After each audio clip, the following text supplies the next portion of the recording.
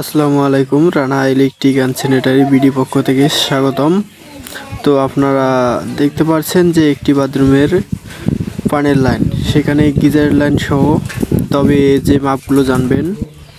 তো এখন আমি বালতিতে পানি নেওয়ার জন্য দেখতে পাচ্ছেন ট্যাপের জন্য আমি 30 ইঞ্চি ব্যবহার করেছি, 30 অথবা 32।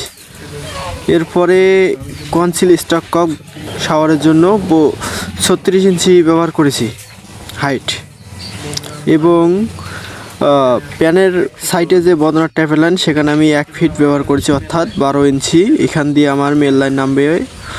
এরপর দেখতে পাচ্ছেন যে ভিডিওটা, এবং সাইডে হচ্ছে গিজার লাইন, অর্থাৎ আমি 6 ইঞ্চি গ্যাপ রেখে রাখছি, যাতে পরবর্তীতে গিজারের পানি ও ঠান্ডা পানি মিক্সার ট্যাপ ব্যবহার করতে পারে।